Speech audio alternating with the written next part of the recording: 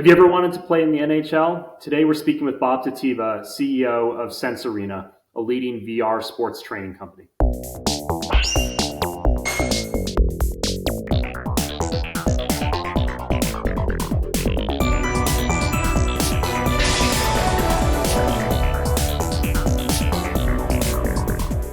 Hi, everyone, and welcome to Lawyers with Game. I'm your host, Darius Gambino. I'm an attorney with Saul Ewing in Philadelphia. Over 20 years of practice, I've advised clients on issues related to patents, trademarks, and copyrights. I'm also a lifelong gamer, currently playing on the PlayStation 5, and you can find me on the PlayStation Network as EaglesFan71. With me today is my colleague Brian Landry from our Boston office. Brian, maybe you could say a few words about yourself and your practice. Sure. Thanks, Darius. So I'm Brian Landry, a IP partner in our Boston office, and I work with companies of all sizes on a variety of IP issues ranging from patent prosecution and litigation to designs, trademarks, and copyrights. Thanks, Brian. And our special guest today is Bob Tetiva.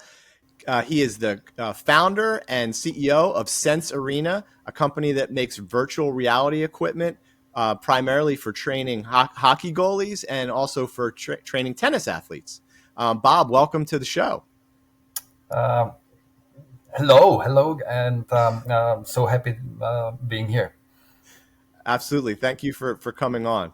I wanted to ask you first a little bit about your path to founding Sense Arena. What you were doing beforehand and how you got to found the company. And I think it was 2017. Is that right? I keep forgetting that, but 2017 seems right. Yeah. Okay. It's a long way. I'm a guy who grew up in sports. My sport is basketball. I played professionally. And then when I decided that this is not going to be, good enough to become pro, I finished my university degree in mechanical engineering and then went on a career in corporations, actually building new products as a new product guy for actually in telco businesses, where I spent another 15 years, and then came back to sports. So I started my first startup, which was a company that produced skiing helmets and goggles and apparel with a friend of mine, a member of the national team, skiing at the FIS World Cup. We did the product. We launched the products. It was rather a romantic idea to make a breakthrough, competing with all the established brands. So then we quickly pivoted into being just a local kind of brand for skiing enthusiasts. And I moved on to my second company, which was a digital marketing agency, which is already linked to virtual reality, because it was the year of 2015, I think, when the restart of VR actually came with the launch of HTC Vive product. At that time, I saw the opportunity that the technology can bring to the athletic world. Actually not helping athletes getting better on the physical side of the sport, but I'm a strong believer in the mental aspect of sport, in the cognitive performance, in the decision-making, reactions, and all of that is actually hidden inside of your brain that anyway operates the whole body. And the fact that VR can actually create the simulation of the sports environment and add additional layers to that gives a fantastic opportunity to make the athletes better from the perspective how they read the game, how they make decisions. And that's exactly what we do, helping hockey players, hockey goalies, helping tennis players to get better as far as their mental game. And so your first product for Sense Arena was a training headset for goalies. Can you talk a little bit about that process? How did you first get, whether it was an NHL goalie or a college goalie or someone to use the product and give you feedback? And then where did you take it from there? I mean, right now, I think you're working with a good number of the NHL goalies, the NHL teams, a good number of college teams, and I think some high school teams as well. So How did you start that process and take it to where we are today? The very beginning was actually for players, and that has a link to my son, who is 15 now. So when the journey started, he was 9, and obviously, you as a crazy hockey dad, you feel like whatever you do, you have to have the guinea pig at home. So we did first a product for players on the old, from today's perspective, old HTC Vive technology, which was very expensive hardware, with where the helmet was tied to a computer, so you couldn't do any 360 moves, and it was rather scary.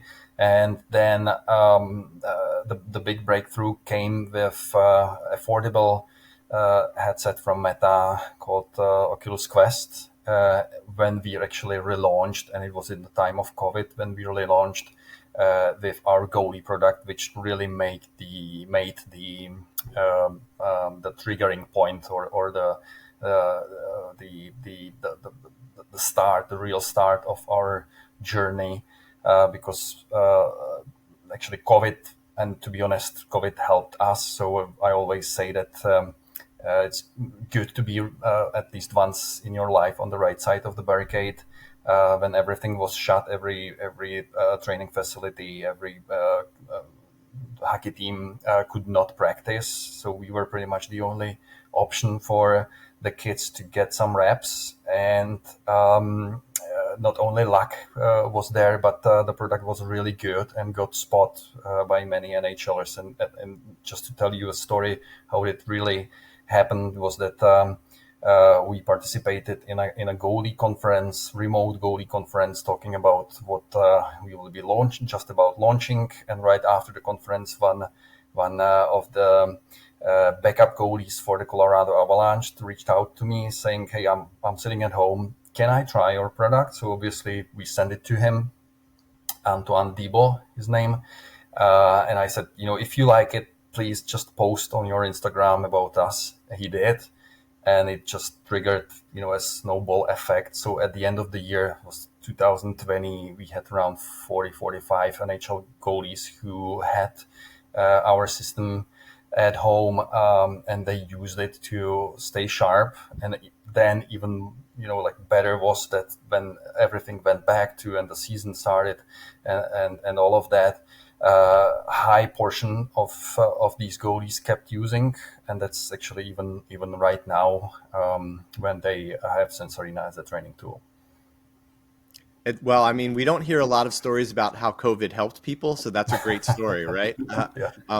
Most people complain about COVID, but I think that was, like you said, that was great because you had all these goalies sitting at home, and they couldn't practice, they couldn't go to the facilities, and along comes this product, and you have this amazing interaction on Instagram, and that's a really cool story. So I'll flip it to Brian for a question now.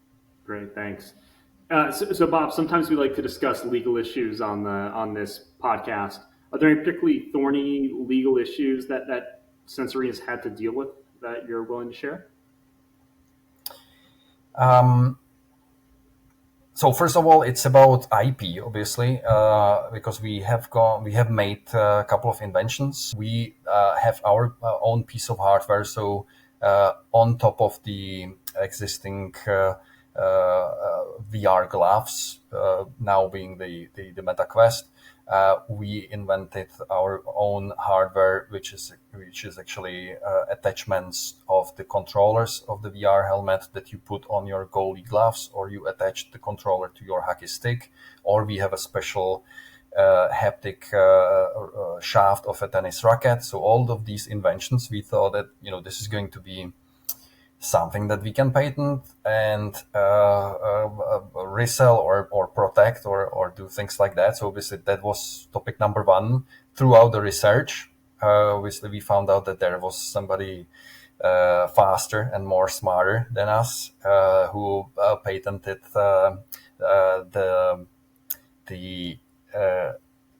not right the devices, but the approach to use the devices in VR with a haptic feedback. So from a journey that should have been, positive for us, protecting or making money on our invention, it turned down to be actually us paying royalties to the company who was faster than us. But this is an example of things that definitely we had to solve with your help, as you know. Sure, and we've been happy to be there along the way.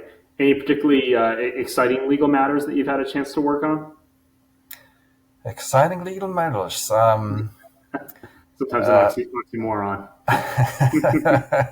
I'm honestly, I'm happy that not, so that we haven't had any positive or negative experiences dealing with our customer base and complaints and things like that.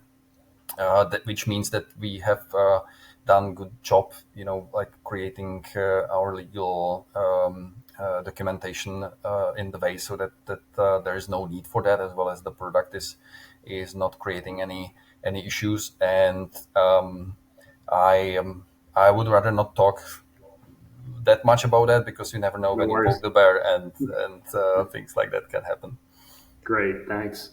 I actually know one exciting legal issue that we can talk about, which is your collaboration with the NHL, which I'm sure involved some legal agreements.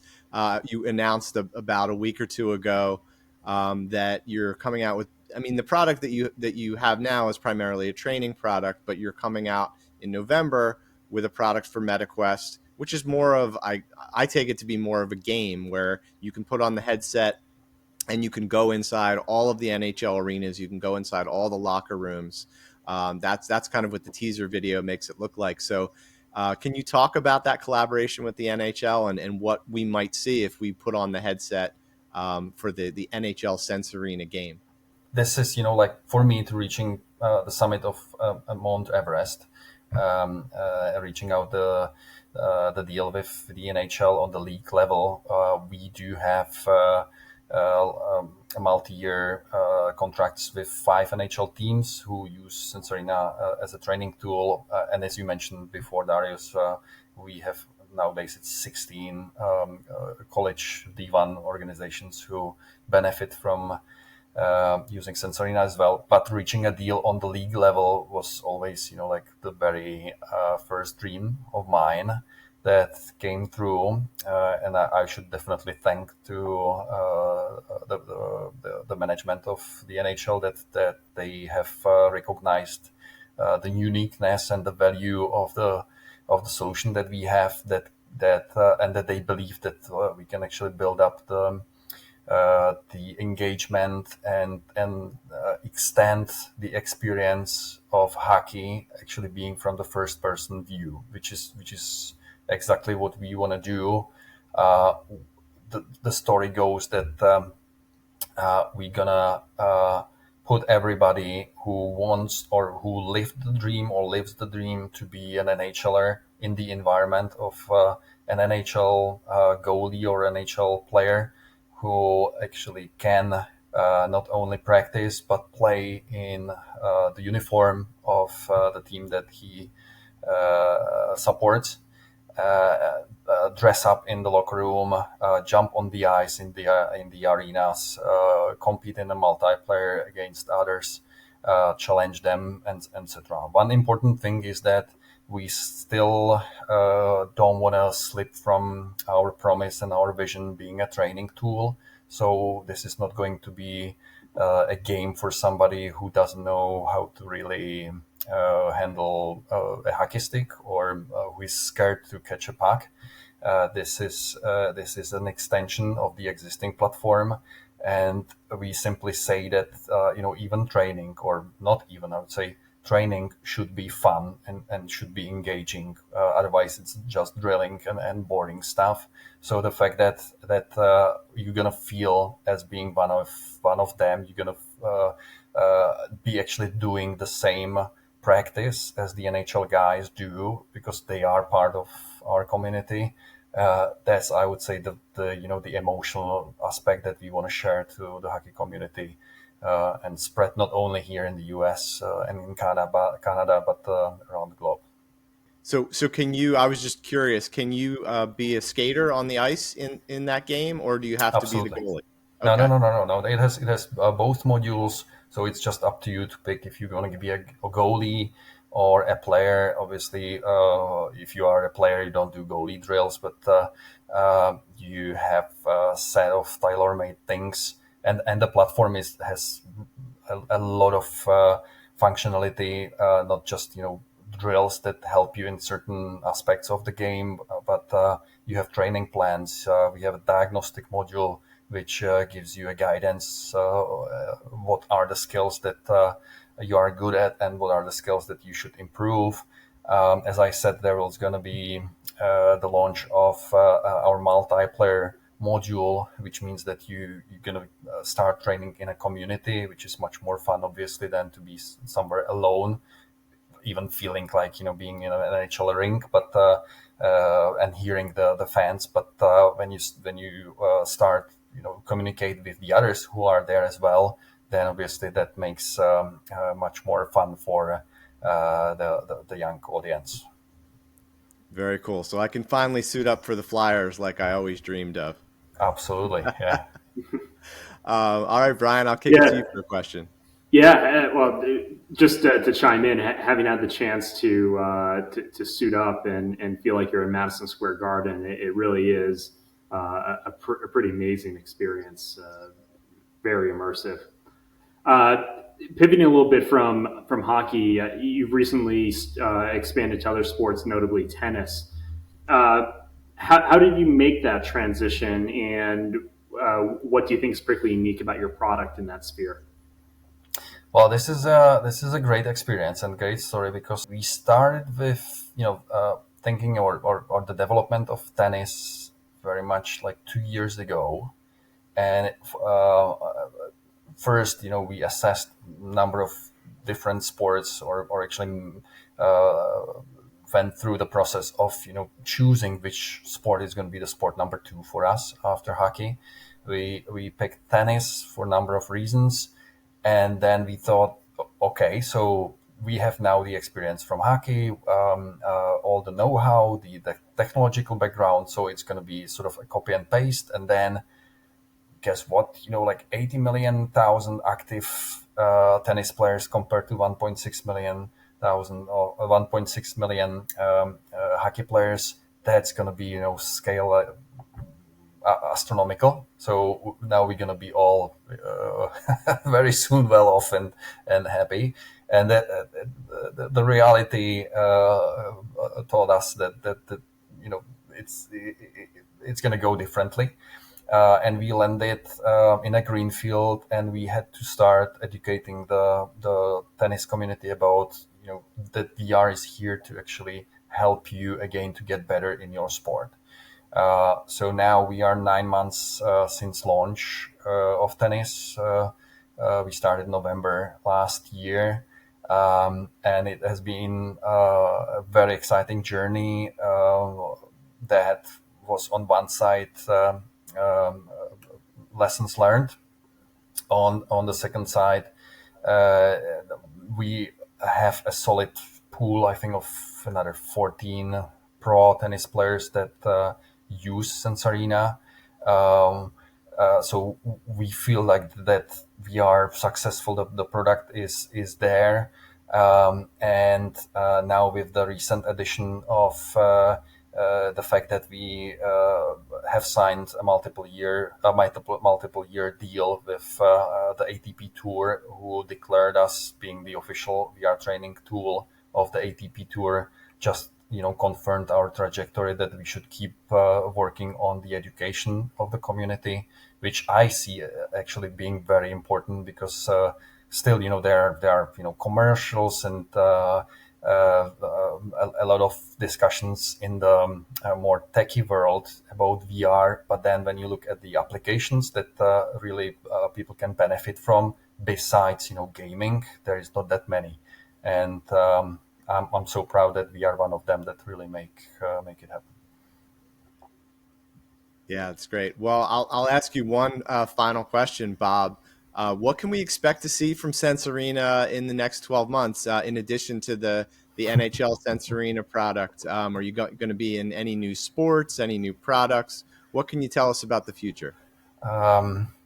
Well, I might, surprise you and be a little bit boring, but to be honest, making those two sports right, it's a big portion of tasks to do. So actually, many friends and many people ask me, what's going to be your new sport? What's going to be your new sport? And I always say, hey, let me do the second sport right, so that it's really widely accepted, just like hockey is already. And then we'll think about the third one. So what you can expect is really working on the customer experience, on the fact that we want to stick to our vision and fulfill that, meaning that we will have more and more successful stories, how we helped athletes. And as a final word, I can say, one story as an example that I should have done that much earlier. But recently, after this hockey season, or the past hockey season, 3 of our goalies signed NHL contracts. All of them actually have been using the product for 2+ years, and that's exactly what made me make the journey all valuable, because then finally you see that you have contributed to somebody's life in a positive way, and I'm just happy about that. Yeah, no, that's fantastic. Well, I mean, you said, you're a former basketball player. That's my number one favorite sport. So maybe I can suggest a free throw shooting product or something like that. Maybe a couple years down the line, once you get tennis and hockey right, that would be great. I have those ideas in my pocket. So stick with me. Let's talk in 2 years, and we'll see. All right, sounds good. Well, that's all the time that we have for today. If you have any questions about any of the legal issues or other issues we talked about, drop them into the comments, and Brian and I will try to answer them without providing any real legal advice, of course. Please keep in mind that this series is intended to be a very general discussion of legal issues in the video game space. It is not intended as actual legal advice. If you need actual legal advice, please reach out to us and we'll be happy to help you. I want to thank Bob Tetiva for coming on today, CEO and founder of Sense Arena. Bob, thank you. Thank you for having me. It was a pleasure. Absolutely. Thank you. So until next time, I'm Darius, he's Brian, and we are Lawyers with Game. We'll see you next time.